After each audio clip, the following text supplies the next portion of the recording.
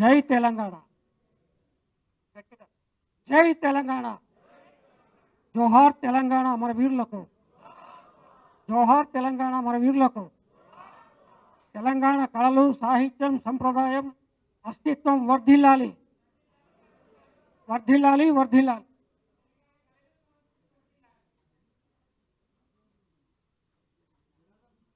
తెలంగాణ జాగృతి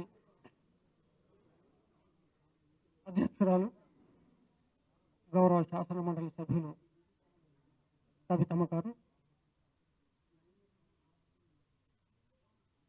శాసన మండలి సభ్యులు పెద్దలు దేశపతి శ్రీనివాస్ గారు, శాసన మండలి సభ్యులు గౌరవనీయులు వాణిదేవి గారు, బీసీ కమిషన్ మాజీ చైర్మన్ గౌరవనీయులు వకలాభవనం కృష్ణమోహన్ గారు, గౌరవనీయులు తెలంగాణ ప్రభుత్వ మాజీ సలహాదారు రమణాచారి గారు, తెలంగాణ సాహిత్య అకాడమీ మాజీ అధ్యక్షులు గౌరీ శంకర్ గారు,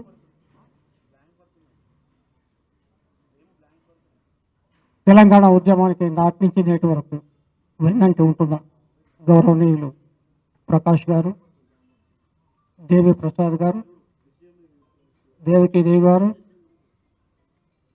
ఇంకా ఇక్కడ ఆసీనులైన అందరూ కూడా తెలంగాణ ఉద్యమంలో ముందుండి నడిచిన వాళ్ళు.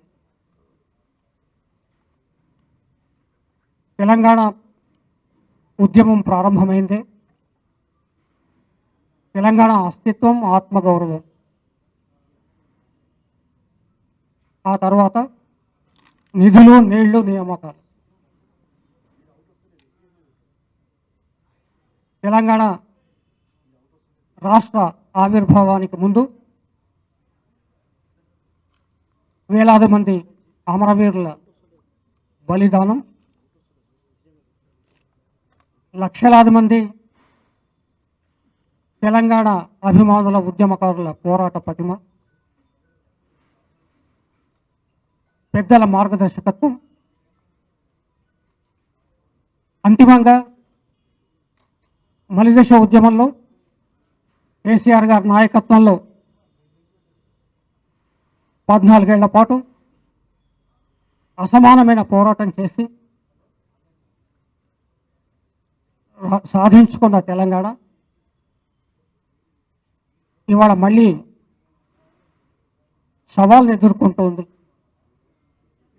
ముఖ్యంగా ఇవాళ తెలంగాణ జాగృతి ఏర్పాటు చేసిన ఈ రౌండ్ టేబుల్ సమావేశం తెలంగాణ అస్తిత్వంపై దాడి.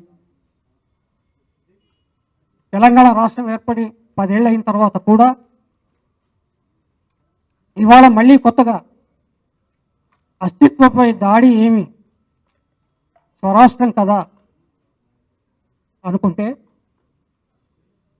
ఈ ఏడాది పాటు జరిగిన పరిణామాలు తెలంగాణ ఉద్యమకారులను, అభిమానులను ఆందోళనకు గురి చేస్తూ ఉన్నాయి. కాకతీయ శిలా తోరణం కావచ్చు, చార్మినార్ కావచ్చు, ఆ గుర్తుల్ని పరిహరించే ప్రయత్నం ఇప్పటి ప్రభుత్వం చేసింది. ప్రత్యేకించి ఈ మధ్య సచివాలయంలో ఆవిష్కృతమైన తెలంగాణ తల్లి చేతిలో బతుకమ్మ లేకుండా చేసింది. బతుకమ్మ అంటేనే తెలంగాణ అస్తిత్వం, తెలంగాణ సంస్కృతికి ప్రతిరూపం, మనందరికీ తెలుసు. ఇలా ఒక్కటొక్కటిగా తెలంగాణ అస్తిత్వ చిహ్నాలను, తెలంగాణకే పరిమితమైన పండగలను, మూర్తులను, ప్రతిమలను మార్చుకుంటూ పోతే భవిష్యత్ తరాలకి మన తెలంగాణ సంస్కృతి ఇది అని చెప్పే ఆస్కారం లేకుండా పోతుంది. కాబట్టి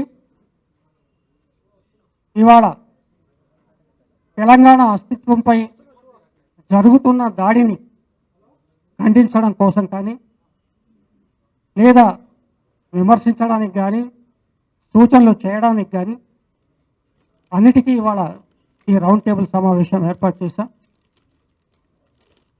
ఈ సమావేశానికి చాలామంది పెద్దలు తెలంగాణ ఉద్యమంలో ఆ తర్వాత వివిధ రంగాల్లో చేసిన వాళ్ళు చాలామంది ఉన్నారు.